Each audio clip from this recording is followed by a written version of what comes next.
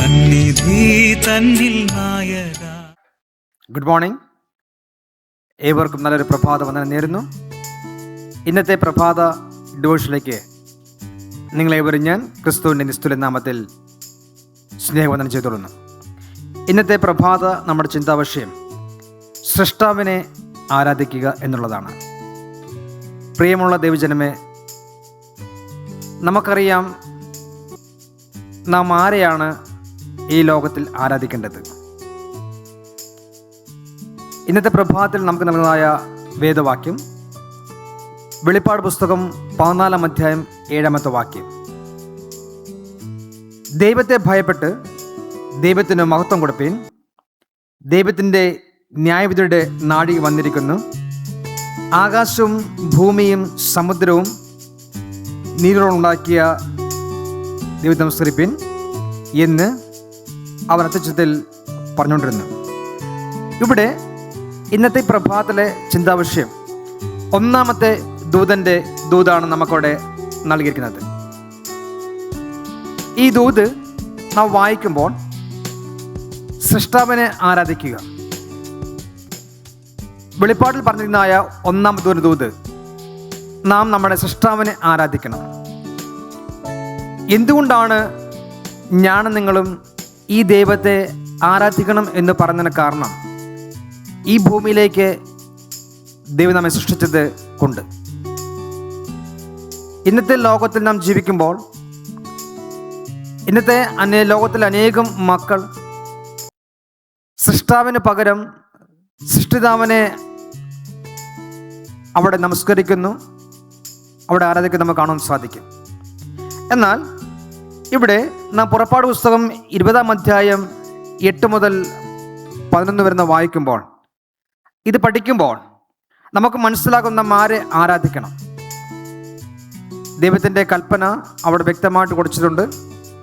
ആ കൊടുത്ത കൽപ്പനയിൽ 4ാമത്തെ കൽപ്പന ദൈവം പറഞ്ഞിരിക്കുന്നു, ശബത്ത് നാളിനെ ശുദ്ധീകരിപ്പാൻ ഓർക്കുക. നമ്മയും ലോകത്തെയും സൃഷ്ടിച്ച ദൈവം ആ സൃഷ്ടിപ്പിൻ്റെ ഒരു അടയാളമായിട്ട് വിശുദ്ധമായ ശബത്തിനെ നൽകിയിരിക്കുന്നു. ആ ദൈവത്തെ വേണം നാം ആരാധിപ്പാൻ തക്കോണം. വെളിപ്പാട് 13 നാം പഠിച്ചതുപോലെ തന്നെ മൃഗത്തിൻ്റെ അടയാളമായ വ്യാജമായ ശബത്ത് ആരാധന എന്ന ലോകത്തുണ്ട്. ദൈവത്തിൻ്റെ സത്യവേദ പുസ്തകം നാം വായിക്കുമ്പോൾ വിശുദ്ധമായ ശബത്ത് ദിവസത്തിൽ ദൈവത്തെ ആരാധിക്കുവാൻ ദൈവം നമ്മോട് ആഹ്വാനം ചെയ്യുമ്പോൾ ഇന്ന് ലോകത്തിലേതായ അനേകം മക്കൾ വ്യാജ ശബത്ത് ആരാധനയിലേക്ക് മാറുന്നത് നമുക്ക് കാണാൻ തൊക്കണം സാധിക്കും.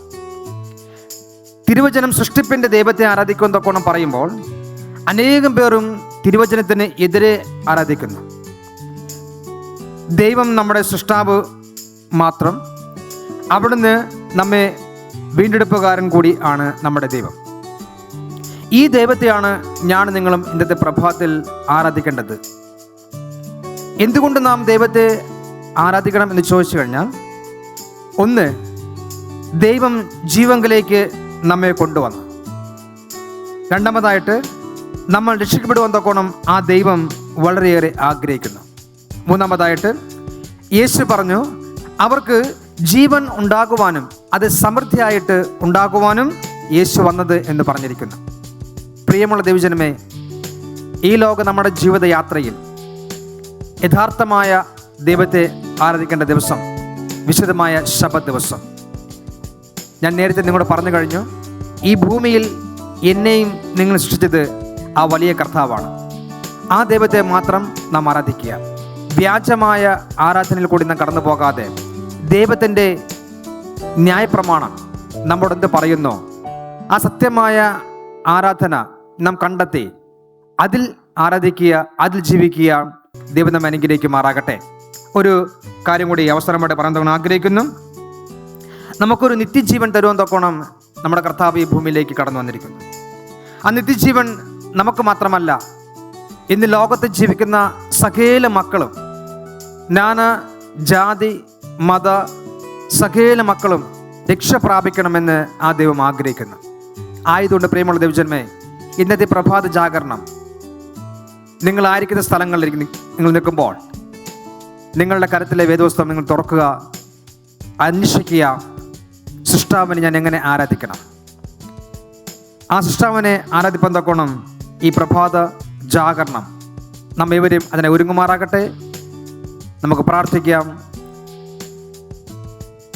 അടിയങ്ങളെ ഏറ്റവും അതി വാത്സല്യമായി സ്നേഹിക്കുന്ന സ്വർഗത്തിലെ നല്ല പിതാവേ, അപ്പോൾ അന്നത്തെ പ്രഭാതം തന്ന കൃപയ്ക്ക് സ്തുതിക്കുന്നു. അടിയങ്ങൾ ആരെ ആരാധിക്കണം എന്നുള്ളത് കർത്താവിൻ്റെ വചനം ഞങ്ങളോട് വ്യക്തമായിട്ട് പറയുന്നു. ഞങ്ങൾ സൃഷ്ടിതാവിനെ ആരാധിപ്പാൻ തക്കോണം അങ്ങയുടെ വചനം ഞങ്ങളോട് ആഹ്വാനം ചെയ്യുന്ന കർത്താവെ, അതിന് പ്രകാരം ഞങ്ങളുടെ ദൈവത്തെ ആരാധിപ്പാൻ ഞങ്ങളെ സഹായിക്കുമാറാകണം. ഈ വചനം കേട്ട എല്ലാ മക്കളെയും അനുഗ്രഹിക്കണം. അവർ വചനം കേട്ട് പഠിച്ച് സൃഷ്ടാവിനെ ആരാധിപ്പാൻ തക്കോണം സഹായിക്കുമാറാകണം. യേശു ക്രിസ്തുവിൻ മഹത്വമുള്ള നാമത്തിൽ ഞങ്ങൾ യാചിക്കുന്നു, കേൾക്കണം. നല്ല പിതാവായ ദൈവമേ, ആമേൻ.